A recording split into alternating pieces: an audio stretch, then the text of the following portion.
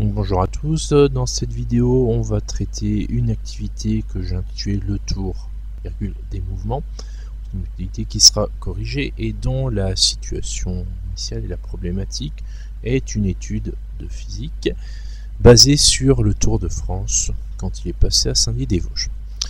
Donc l'idée est de présenter les phénomènes physiques en rapport avec le Tour de France et d'étudier du coup plus spécifiquement la mécanique, qui est une partie de la physique. Et donc on a Marion qui se demande comment caractériser les mouvements observés lors de l'étape du Tour de France. Donc l'activité commence avec les 4 questions qui viennent d'apparaître sur votre écran et qui se basent sur l'extrait vidéo que voici maintenant.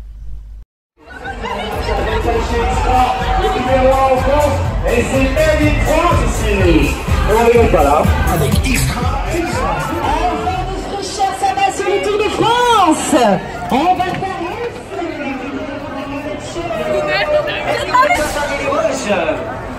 salut, salut. Tour de France.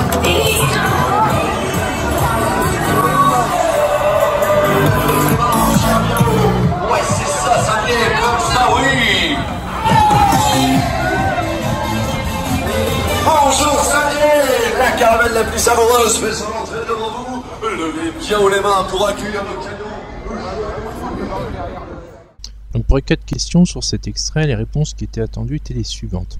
Pour la première question, détruire le mouvement des personnes qui se trouvent sur les véhicules publicitaires. Bon, là, il n'y avait pas de réponse particulièrement attendue puisqu'il n'y avait pas de moyen de les décrire de façon physique en tout cas. Vous pouviez dire un peu ce que vous vouliez. Dans tous les cas, seule réponse qu'on peut faire au niveau physique en études mécaniques, c'est que on ne peut pas en dire grand chose vu qu'il nous manque un petit élément. Petit élément qu'on verra à la question 4.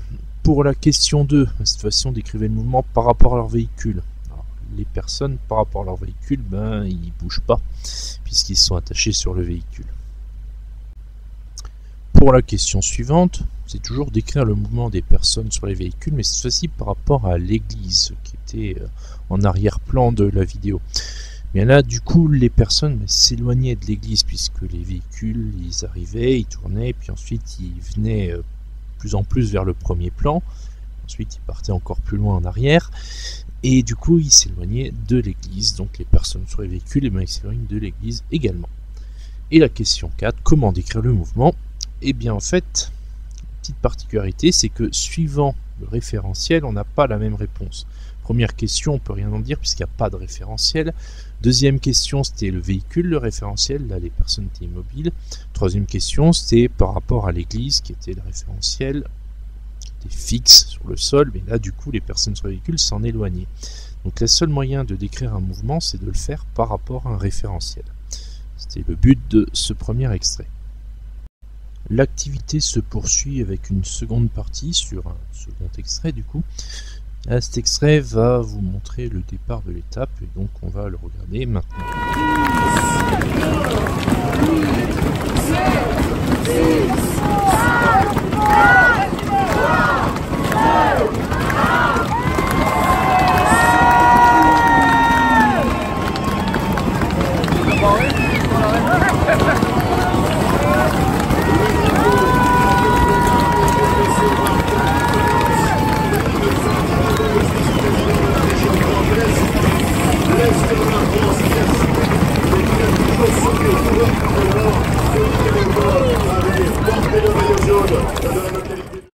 Donc là ici la première question c'était que font les coureurs cyclistes avant le départ? Eh bien là, ils attendent en étant immobiles. De toute façon ils ne peuvent pas faire grand chose d'autre. Pour la question 6, au moment du départ, eh bien, ils accélèrent. Pour ne plus rester sur place, ils sont obligés de prendre de la vitesse. Et en question 7, après le départ, ils finissent par atteindre une vitesse. On ne sait pas encore, c'est pas trop laquelle pour l'instant, mais quand ils atteignent une certaine vitesse, ils arrêtent d'accélérer. Surtout ça, ça, on ne le voyait pas forcément sur la vidéo, il fallait un petit peu d'imagination. Et du coup, comment caractériser leur mouvement? Là, en fait, c'est un mouvement accéléré. C'est-à-dire, au début, ils sont immobiles, ils accélèrent, ils atteignent leur vitesse. Donc, on a un mouvement qui est accéléré. Alors là, je vous propose de regarder 2 extraits, qui sont le 3e extrait et le 4e extrait de cette activité. Et après, on verra les questions avec leurs réponses. Bonjour Laurent. Bonjour Laurent. Bonjour Alex. Bonjour à tous. Bonjour à tous. Le profil de l'étape aujourd'hui, 175 km donc entre Saint-Dié des Vosges, ville-étape inédite sur le Tour de France, et Colmar à travers les départements des Vosges, du Bas-Rhin et du Haut-Rhin, avec les premiers reliefs, c'est vrai. On va, les coureurs en tout cas, vont lécher les contreforts des Vosges aujourd'hui, Laurent. Absolument. Ça aurait pu être plus dur, mais c'est déjà pas facile aujourd'hui. On arrive dans la plaine d'Alsace et puis on attaque les contreforts des Vosges, ici avec la côte du château du Haut-Königsbourg. Après Kaysersberg, celle de la côte des Trois Épis, la côte des Cinq Châteaux, avant de replonger sur Colmar. Voilà donc un final un peu musclé, avec ces trois difficultés qui vont s'enchaîner dans les 50 derniers kilomètres. Alors après cet excès 3, il n'y a pas grand chose à en dire, simplement savoir si le mouvement est rectiligne ou circulaire. En fait, au vu du parcours, ce sera rectiligne en ligne droite, circulaire dans les virages. Les virages, généralement, sont des arcs de cercle.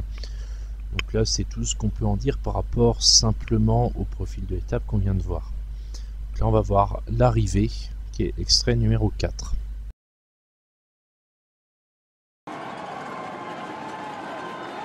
Avec également Jasper Stuyven pour la formation Trek Segafredo. Le sprint est lancé avec Daryl Impey. Stuyven qui va aller faire son sprint aussi, évidemment. Attention à Jasper Stuyven, il est souvent passé à côté d'une victoire d'étape sur le Tour. Il en a la possibilité avec Matteo Trentin qui lance le premier le long des barrières. Matteo Trentin aux avant-postes, Peter Sagan qui revient. Peter Sagan facile, trop fort Peter Sagan. Sagan qui s'impose devant Trentin et Van Aert. La victoire de Peter Sagan, 12e victoire d'étape sur le Tour de France pour le maillot vert, plus que jamais maillot vert. Il était tout simplement trop fort aujourd'hui. Ouais, il a bien joué, il a bien manœuvré dans le final. C'est un garçon qui a quand même une sacrée vista, qui sent bien la bonne roue à prendre. Il n'a pas été amené, mais voilà, il s'est faufilé, il est très adroit évidemment, et puis surtout ça va le mettre déjà encore plus loin au classement du maillot vert et dans une situation où il va être très en confiance. Voilà. Donc en se basant sur les deux extraits, 3 et 4, relever un certain nombre d'informations. Donc en question 10, la distance parcourue lors de cette étape, bon, ça c'était affiché à la fois dans l'extrait 3 et dans l'extrait 4, c'était 175,5 km. La question 11, selon vous, les coureurs ont-ils une vitesse constante? Bon, là, il fallait dire non, tout simplement parce qu'entre les pentes, les virages, les moments où ils sprintent, il y a quand même peu de chances qu'ils aient toujours la même vitesse. La vitesse moyenne du vainqueur d'étape, ça c'était dans l'extrait 4, on voyait apparaître sur l'écran 43,41 km/h. Et le temps qu'il a fallu pour parcourir cette étape, c'est pareil, c'était sur le dernier extrait, 4 heures 2 minutes et 33 secondes, soit 4,0425 heures. Pour terminer, il faut faire une petite synthèse de cette activité, avec une 14e question qui nous demandait comment caractériser un mouvement. Et il fallait dire, après avoir vu toute cette activité, on se disait que pour caractériser un mouvement, il faut déjà le faire par rapport à un objet ou à un point fixe, donc par rapport à un référentiel. La deuxième chose, c'est de dire que on prend aussi en compte la vitesse et l'accélération de l'objet, puisque ça va vous permettre de dire si le mouvement est accéléré, ralenti, ce genre de choses. Question 15, nous demandait d'établir une relation entre la distance parcourue, la vitesse moyenne et le temps de parcours. Donc il fallait se rendre compte que la vitesse c'est la distance divisée par le temps, puisqu'on avait bien 43,41 égale à 175,5 divisé par environ 4 heures. On avait effectivement l'équivalence et l'égalité qui se vérifiaient. Pour le calcul est indiqué sur l'écran, donc vous pouvez le faire par vous-même si vous voulez vérifier. Donc c'est avec cette question 15 que l'activité se termine. Pour tous les éléments à retenir, ils se trouveront dans une vidéo qui arrivera d'ici quelques jours et qui s'intitulera Cours de points, comment décrire un mouvement. Donc je vous encouragerai également à aller voir cette vidéo. Si vous avez des questions sur cette activité, les commentaires sont là pour vous. Si la vidéo vous a plu, vous savez ce qu'il faut faire, un petit pouce bleu, et pour ne pas rater de vidéos sur la chaîne Le Prof de Maths Sciences, vous pouvez toujours vous abonner, ça coûte rien. Sur ce, je vous dis à très bientôt.